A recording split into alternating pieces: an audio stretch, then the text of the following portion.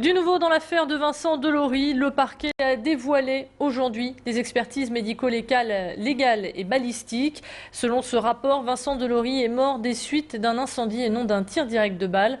L'hypothèse d'un tir ayant touché le réservoir de la voiture dans laquelle il se trouvait n'est donc pas à exclure. Quant à son ami Antoine Léaucourt, il a été victime d'un tir à très courte distance, ce qui est la cause directe de son décès.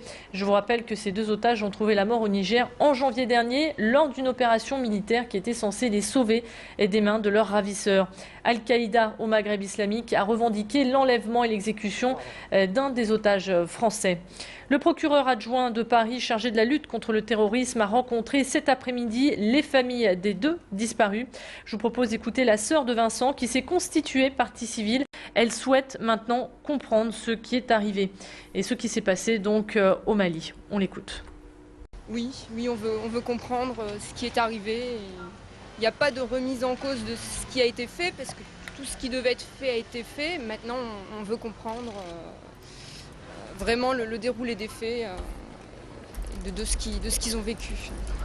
Les choses sont un petit peu plus claires puisque pour Vincent, on connaissait, avant cet après-midi, on ne connaissait pas vraiment les causes du décès.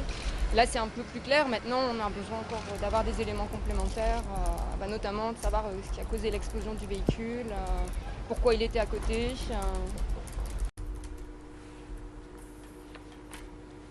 Dominique Cortet a enfin livré son terrible secret. Elle a déclaré avoir été victime d'inceste. Cette aide-soignante de 46 ans, mise en examen pour infanticide, a avoué avoir eu peur que ses enfants soient de son père. L'été dernier, les cadavres de 8 nouveau-nés ont été retrouvés dans des sacs en plastique dans une propriété du Villiers-au-Tertre. Des expertises ADN ont montré que 6 des 8 bébés tués étaient bien du mari de Dominique Cortet. Un doute subsiste sur 2 des nouveau-nés, faute d'ADN de qualité suffisante. Dans cette affaire se pose également la question d'une éventuelle complicité de la part de son mari. L'aide-soignante encourt la réclusion criminelle à perpétuité. Nous avons rencontré aujourd'hui son avocat, Maître Bertrand. Je crois qu'elle était dans une telle détresse et puis qu'on voit bien, notamment par l'ensemble des témoignages qui ont rejoint le dossier, que la personnalité qui était la sienne et qui est la sienne est une personnalité d'une femme gentille, qui est aimante, qui est soignante, et qui ne correspond pas aux faits pour lesquels elle est poursuivie.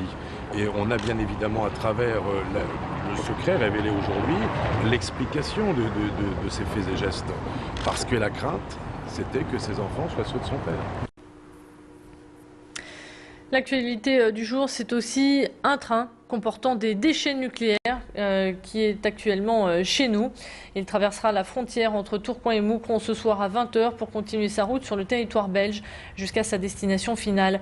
Ces déchets sont envoyés par la Belgique à La Hague dans l'usine Areva où ils sont traités et compactés avant de repartir vers la Belgique. Le train qui est actuellement en gare de triage de l'Homme Délivrance abrite 2 containers de déchets radioactifs. La gare est d'ailleurs sous haute surveillance et forces de l'ordre sont actuellement sur place pour assurer son trajet. On jette d'ailleurs un œil sur le parcours de ce train pour ce soir. Il partira donc de l'Homme pour passer par Roubaix, Tourcoing, Croix, Ouascal, la Madeleine ou encore Saint-André. Selon le réseau Sortir du nucléaire, le risque zéro n'existe pas. L'association déplore également que les autorités n'aient pas tenu informer la population sur son trajet. Explication avec Laura Hameau, porte-parole du réseau Sortir du nucléaire. Ce convoi transporte des matières qui sont radioactives, donc par essence c'est dangereux et le risque zéro n'existe pas. Donc bien évidemment il pourrait y avoir un incident ou un accident ou un potentiel détournement de ce convoi. La population, les riverains des voies de chemin de fer, des voies des gares et les élus sont tenus dans l'ignorance. Et c'est ça qui n'est pas du tout normal. Si vous voulez, il faudrait tenir la population informée que ce type de convoi dangereux passe à proximité de chez eux. Ryanair, la compagnie aérienne à Bakou a décidé de rouvrir sa ligne Lille-Marseille pour la période estivale. Allant du 14 avril jusqu'au 4 septembre, les billets sont même déjà disponibles via leur site internet. Revirement de situation donc, puisqu'il y a quelques semaines, Ryanair a été épinglé pour travail dissimulé et emploi illicite de personnel navigant et avait alors fermé 11 lignes en partance de Marseille. La compagnie aérienne a déclaré que pour ces nouvelles lignes, 2 avions seront temporairement installés à Marseille et ces avions n'emploieront à leur bord que des salariés irlandais. Pour plus de précisions, Élodie Bernachon s'est rendue à l'aéroport de Léquin. Pour l'instant, donc Ryanair opère Gérone, donc Barcelone et Porto. Bientôt donc revient pour Marseille. Ils ne m'ont pas encore téléphoné pour me dire s'ils avaient une nouvelle route. Ce sont les compagnies qui sont souveraines. Elles décident de leur programme par rapport à la disponibilité des avions, mais également au marché. Le LOSC file tout droit vers les quarts de finale de la Coupe de France. Hier, les Lillois affrontaient Nantes, club de Ligue 2. Un match haletant avec beaucoup de suspense, puisque les Nantais ont été très combatifs. Ils ont été les premiers à marquer. Le LOSC a ensuite égalisé grâce à un but d'Eden Hazard. À égalité, les deux équipes sont allées en prolongation et les Lillois l'ont finalement emporté 3-2 contre Nantes aux séances de tir au but. Mickaël Landreau, le gardien des buts lillois, s'en est plutôt bien sorti. On écoute d'ailleurs ses réactions d'après-match au micro de Pierre Beauvillain. C'est souvent au feeling, au ressenti. Après, franchement, je partirais tout le temps du bon côté et si je savais vraiment quelque chose, mais maintenant, paradoxalement, depuis un petit moment, normalement le gardien il n'a pas de pression quand c'est les pénaltys.